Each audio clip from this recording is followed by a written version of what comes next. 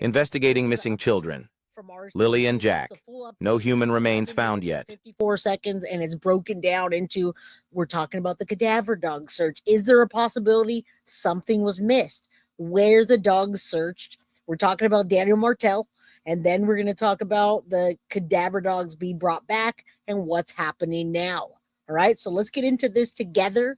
Buckle up, stay here. 23 hours ago, here we go. And I still got quite an episode for you when we're done right here. So sit down, relax, grab yourself a snack, get something to drink, and hit that like button, y'all. All right, we're just getting started. All right, let's go. What happened? What's RCMP saying about this? That are trained to detect human remains were in the community on the property where the children went missing. Mm-hmm. What did they find? Well, they did not find or identify any scent of human remains during their search. So they searched the property around the family's home. They searched the area where we found. So she asked what they found, and he didn't tell us anything about what they found. He completely just skipped over that, guy. So keep that in mind. What he doesn't say, you can listen to what he does say, but listen to what he doesn't. She asked him a very direct question. What is it that you found? They had 2 dogs and more. We had 2 people that controlled the 2 dogs, right? Kit and Narc are out there searching with the huge team. That's a valid question. What did you find?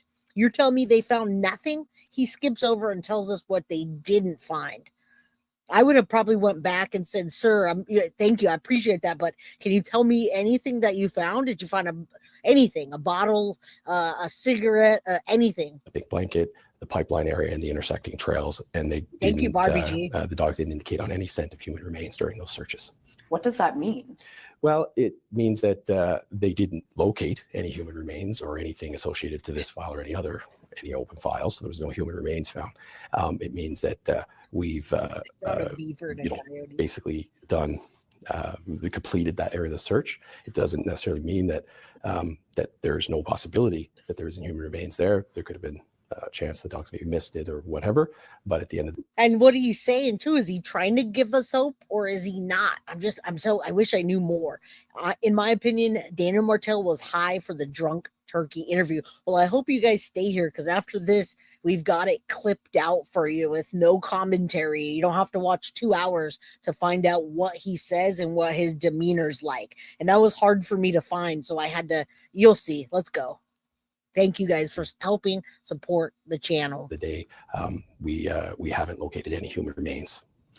So it doesn't mean that there is not human remains there. There's always a possibility that maybe the scent didn't hit the dog that day or what have you. But we're confident in the search patterns that were deployed and based on the best practices of our police dog services human remains detection handling unit. And we were confident in the search done, but we did not find human remains.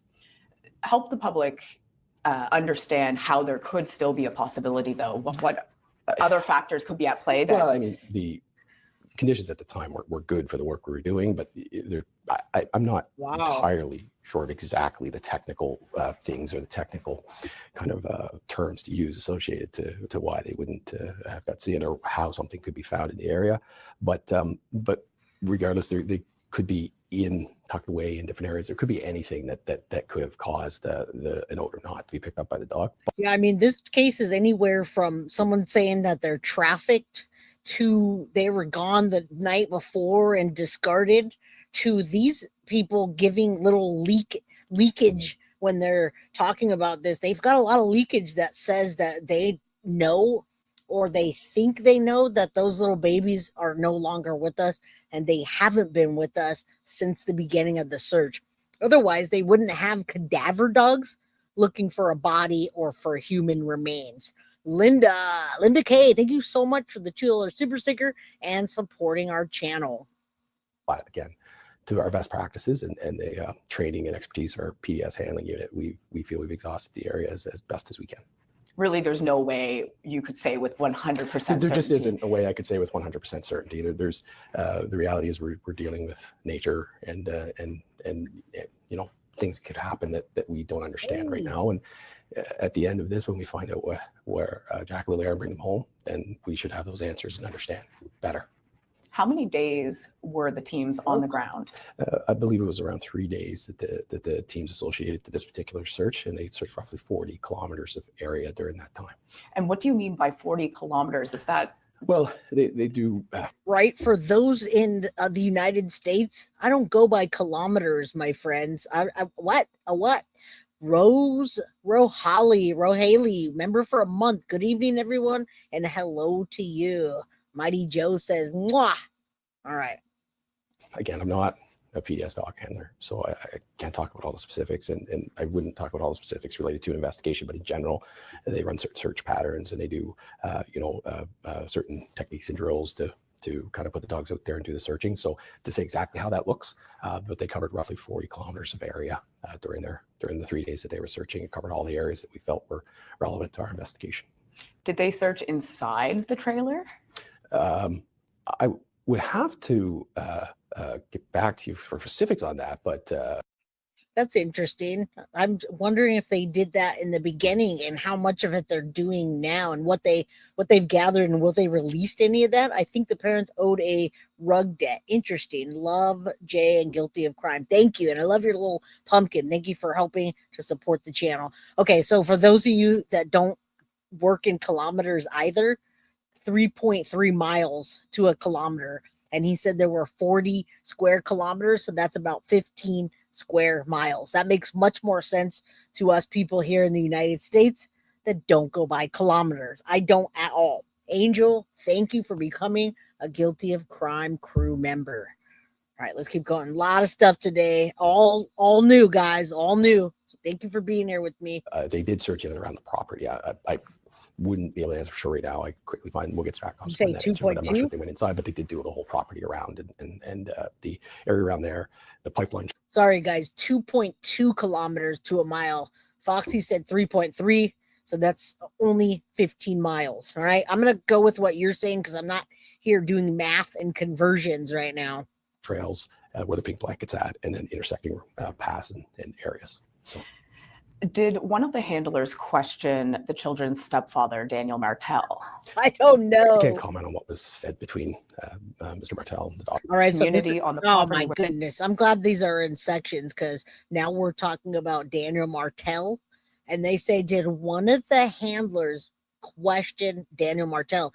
You know, the interesting thing about this case, guys, is if we were in the United States and law enforcement thought that, let's say Daniel Martell was one of the perpetrators, I don't think that they would be able to be active into a case because he can possibly be compromising evidence when he's out there. If they're out there and he's out there and he knows what was there, just like the pink blanket. Why were there two pieces of pink blanket and only one got documented and the second one was in the trash? Who found that piece of blanket and what trash and where? Bree, thank you so much for gifting the Guilty of Crime membership. If you got a membership, please thank Bree. All right, now we're talking about Daniel Martell. Was said between Mr. Martell and the dog handler. That's really not something I'm aware of or have knowledge on, and I don't have any comment there. So, would it be common practice for a dog handler to question people who are involved in investigation? Yes. There may be circumstances. I mean, I'm not sure that there's strict protocols on talking or not talking. I mean, when a dog handler, and maybe not protect this circumstance, but if you show up somewhere and you need to use a dog, you would probably gather some information to help you get that started. So there could be reasons for sure for PDS to be talking to somebody at the scene to get the information they need. But again, there's no solid and fast rules on that. So yeah, interesting. They may talk to people when they deploy, and they may not. So, given there were no human remains detected and that these were locations that were the highest areas of probability. All right, now we're going to talk about the areas, and we're still talking about Daniel. But listen, sounds like he's like Chris Proud for always going into chats. Absolutely, that's what I'm going to swear to. The only difference is Chris and Katie weren't out there doing any of the searching whatsoever. It's interesting that, like, for instance, the laundries. Oh, my goodness, when I watched that documentary about Brian Laundrie and the laundries, that was wild that they let the laundries just do their thing. They followed them into where Brian Laundrie was camping, and they're the ones that retrieved his bag. Don't you think? 110%, I think, but what do you guys think about them retrieving the bag and taking something out of it before they handed it over to law enforcement. It's very plausible, right? All right, let's keep going. Is there any other possibility of cadaver dogs being brought in again? Yeah, I think so. If we have information or evidence or facts that suggest that there'd be benefit to bringing in whatever resources available to the RCMP, we will look at deploying that resource when it's relevant, pertinent, and beneficial to the investigation. So if there were information or anything that we needed to do, or an area we needed to cover again, or anything like that, then we would look at bringing them back in and having that done.